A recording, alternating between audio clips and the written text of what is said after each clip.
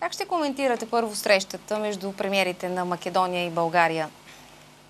Нека не звучи така хиперболизирано, нека не звучи патетично, но моето усещане е, че ако се изпълнят нещата, за които се говореше днес, тази среща ще бъде запомнена в историята като историческа среща.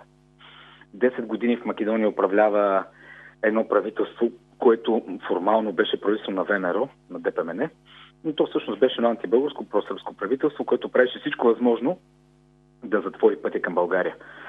А сегашната воля, изразена от господин Заев, е съвсем различна.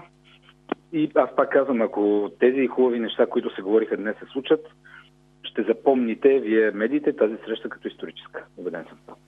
В изказването си Зоран Заев заяви, че Македония затваря главата на национализма и омразата и се обръща към Европа. Възможно ли е тези думи да провокират нов конфликт в Македония? Да ви кажа честно, за македонски национализъм, смисъла, който се влага обикновено, много смешно да се говори. Тук говорим за една фалшива сръбска конструкция, измислена от Коминтерна 1934 година, която измисля една несъществуваща до тогава нация и започва да измисля фалшива история, фалшиви герои, крадейки българските национални герои.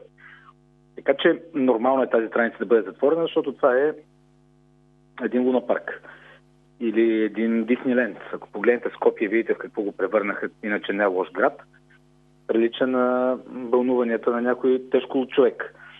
Така че да, възможно е да се обърне този път. Много е просто, трябва да се решат няколко неща. Първо трябва да има договор за добросъседство, който да гарантира и да декларира взаимното уважение, зачитането на правата и на законните интереси на огромната българска общност в Македония, не поставянето на провокационни въпроси към София и към България по отношение на някакви измислени малцинства, които категорично не съществуват на нашата територия, просто няма откъде да са там, а и те не съществуват като нация изобщо. Спиране езика на омразата, промяната на учениците по история. Това ще бъде много труден и дълъг път. Това няма да стане от днес за утре. Това е очаквано и нормално да не става.